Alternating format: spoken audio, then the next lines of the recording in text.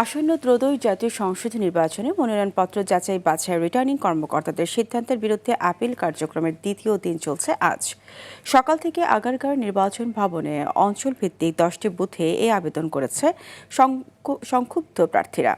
আপিলের প্রথম দিন সোমবার নির্বাচন কমিশনে মোট 42টি আপিল আবেদন জমা পড়েছে। এর মধ্যে কুমিল্লা অঞ্চলে একজন বৈধ প্রার্থীর বিরুদ্ধে সংক্ষুব্ধ ব্যক্তি আপিল করেছেন বলে জানিয়েছে ইসি। মনোনয়ন বাতিল হওয়াদের অভিযোগ অনেক তুচ্ছ কারণেই তাদের মনোনয়ন বাতিল করা হয়েছে। আপিল আবেদন গ্রহণ চলবে আগামী 9 জানুয়ারি পর্যন্ত। এরপর 10 থেকে 18 জানুয়ারি পর্যন্ত আপিলগুলো নিষ্পত্তি করবে কমিশন। প্রার্থিতা প্রত্যাহারের শেষ সময় নির্ধারণ করা হয়েছে 20 জানুয়ারি।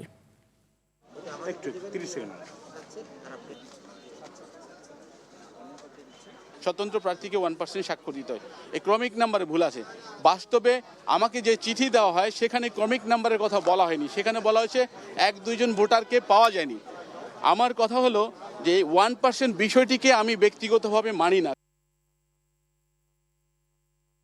দর্শক, এই মুহূর্তে নির্বাচন কমিশন ভবনে রয়েছে সহকর্মী সাদিয়া কানিজ, সরাসরি যুক্ত হচ্ছে সেখানে। সাদিয়া, সর্বশেষ কয়টি আপিল আবেদন করা হয়েছে, সেই সাথে আপিলকারীরা কি বলছেন জানাবেন।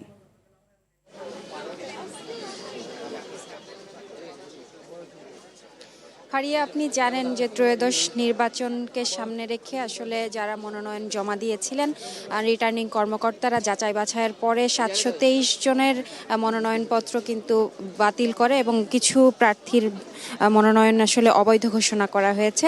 তো আসলে প্রার্থীরা যেটি বলছেন যে ছোট ছোট কারণেই আসলে তাদের এই মনোনয়নপত্র বাতিল করা হয়েছে, সেটি আসলে তারা এখানে এসে যারা আপিল করতে এসেছেন তারা কিন্তু অভিযোগ করছেন। এবং আজ আপনি জানেন গতকাল থেকেই আপিল করার কার্যক্রম শুরু হয়েছে এবং আজকে দ্বিতীয় দিনের মতো চলছে এই কার্যক্রম।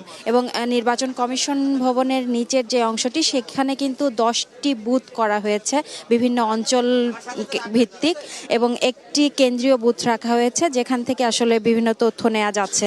এবং নির্বাচন কমিশনের পক্ষ থেকে কিন্তু বলা হচ্ছে যে যারা প্রার্থীরা আসছেন আপিল করার জন্য তাদেরকে কিন্তু সর্বোচ্চ সহযোগিতা করা হচ্ছে। তারা যেসব তথ্য চাচ্ছেন বা যেভাবে তাদের কাগজপত্র জমা দিচ্ছেন সেই বিষয়গুলোতে কিন্তু সর্বোচ্চ সহযোগিতা করছেন যেসব কর্মকর্তারা আছেন নির্বাচন কমিশনের। এবং সকালে বেশ কয়েকজন প্রার্থী এসেছিলেন, তারা আপিল করে গেছেন এবং দিনব্যাপী কিন্তু বিকেল 5টা পর্যন্ত এই কার্যক্রম চলবে। আপনি দেখতেই পাচ্ছেন যে প্রার্থীরা আসছেন, যাদের ছোট ছোট সমস্যাগুলো আছে সেগুলো যেসব নির্বাচন কমিশনের কর্মকর্তারা আছেন তাদেরকে বলছেন এবং তাদের তথ্য দিচ্ছেন আসলে।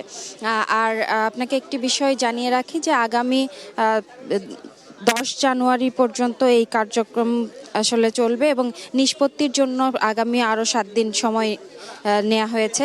তারপরে কিন্তু এই নিষ্পত্তি করা হবে যে কার প্রার্থীতা আসলে বাতিল হবে, মনোনয়ন বাতিল হবে এবং কে আসলে ছোট ছোট কারণ থাকলেও তাদের মনোনয়ন আবার গ্রহণ করা হবে। এবং প্রার্থীরা এখানে এসে বলছেন যে তাদের ছোট কারণেই আসলে প্রার্থী মনোনয়ন বাতিল করা হয়েছে। এবং এখান থেকে আমরা যেটি জানতে পেরেছি, কেউ আসলে কারো ছোট ক্রমিক নম্বরে ভুল আছে, কেউ আয়কর রিটার্ন জমা দেননি এবং হলফনামায় কিছু ত্রুটির কারণে এই প্রার্থীদের আসলে মনোনয়ন বাতিল করা হয়েছে।